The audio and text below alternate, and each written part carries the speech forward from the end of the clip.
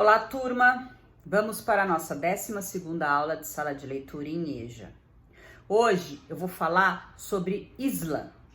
Islã é uma batalha de poesia falada, onde os poetas competem entre si, existem regras, pois é uma competição, as poesias têm que ser autorais, e o Islã, ele surgiu na década de 80, lá nos Estados Unidos. Aqui no Brasil, ele já está há 10 anos configurado. O que significa Islã? Na verdade, Islã é uma onomatopeia. O que é onomatopeia? É toda vez que você escreve uma palavra que tem o som de algo. Nos quadrinhos são muito usadas as onomatopeias, né? Você tem um soco, né? Aí no balão você escreve pou.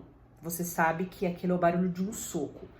O slam é uma onomatopeia em inglês. Determina uma porta que fecha, né? Pá, ela bate com força. A gente em português fala pá. Em inglês eles falam slam. E o que tem a ver slam com uma batalha? Porque na verdade, o poeta, quando ele declama o poema, é como se ele desse uma batida, né? Como se ele impactasse com as palavras dele. Como toda competição, o Islã vai ter um júri. Os jurados vão ter essa árdua tarefa de dar notas para os poemas. Mas esse júri não é composto por especialistas. Uma das grandes características do Islã, principalmente aqui no Brasil, é que as batalhas acontecem em espaços abertos, geralmente espaços públicos, praças, parques, instituições culturais, né? E são abertos. Então qualquer pessoa que esteja passando e veja aquela aglomeração e sinta a vontade de ouvir aqueles poemas, ele pode ser um jurado, né? Então assim, o júri ele não é um júri técnico de pessoas conhecedoras da língua portuguesa que vão avaliar, né, as palavras, as rimas. Não, o que conta bastante no Islã é a performance, né? O jeito que o poeta vai declamar aquele poema. São 5 jurados, né? E as notas 0 a 10. O mais comum nessas competições é que essas notas sempre sejam altas, né? Geralmente acima de 8, mais especificamente acima de 9, notas quebradas, né? Então, dessas 5 notas, a maior e a menor vão ser excluídas. Então, o que vai valer são 3 notas. Todo Islã tem um matemático, que é a pessoa que vai coletar essas 5 notas dos jurados, né? Vai tirar mais alta, mais baixa e vai fazer a média dessas 3. Então, a partir daí, você já vai ter numa seleção de poetas, aqueles que vão para a segunda rodada. São 3 rodadas. Geralmente, dependendo da quantidade de competidores, você tem um número que passa para a segunda rodada, né? Depois o que passa para a primeira rodada, e aí você tem o vencedor. Então, são 3 regras básicas, né? O poeta tem que ter um poema autoral. Segundo, ele não pode usar nada na hora da apresentação, ele não pode ter usar um artifício, usar um objeto, ele não pode estar fantasiado, né? Tem que ser só a voz e o corpo. A terceira regra é o tempo. São 3 minutos. Aí vocês me dizem, nossa, mas 3 minutos é pouco. Não é, né?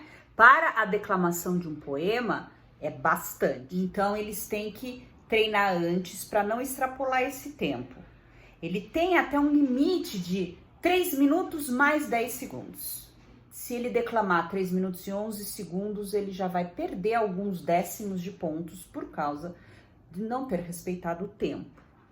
Quanto às temáticas dos poemas de Islã, na grande maioria, são temas ligados aos problemas sociais, às injustiças, ao preconceito, ao racismo, ao machismo, feminicídio, questões ambientais, né? Ou seja, os temas giram justamente em torno de problemas que a gente vive na sociedade. Diferente de uma poesia mais clássica, que aborda questões mais existenciais, filosóficas e até amorosas, o Islã tem um grande foco nas temáticas sociais e econômicas da sociedade. Não que não haja e que não possa haver poemas de Islã que falem de amor, que falem de reflexões filosóficas. São poetas que fazem questão de trazer a sua perspectiva sobre todos esses problemas que a gente tem na sociedade. Geralmente, esses poemas, eles têm um teor muito grande de enfrentamento, né? E justamente por conta disso, muita gente acha que aquilo não é poesia, que é muito mais um desabafo, que é muita revolta, né? Há muita crítica que se faz, como os jovens vivem problemas muito sérios no seu cotidiano, né? Dentro da família, às vezes, ou na própria comunidade. Então, nada mais normal do que um jovem querer falar sobre um abuso ou sobre um racismo que ele mesmo sofreu, ou um amigo sofreu, ou um parente sofreu.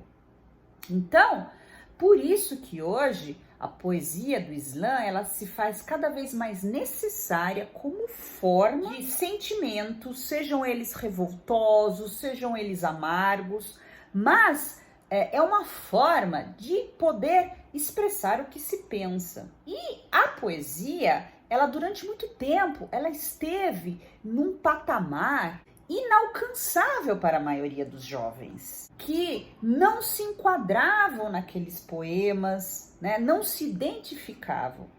A poesia do Islã, ela já traz essa experiência mais próxima com a realidade do mundo. E por isso cada vez cresce mais, não só no Brasil, mas como no mundo, e se faz necessário que as pessoas conheçam, compreendam e incentivem essa produção poética.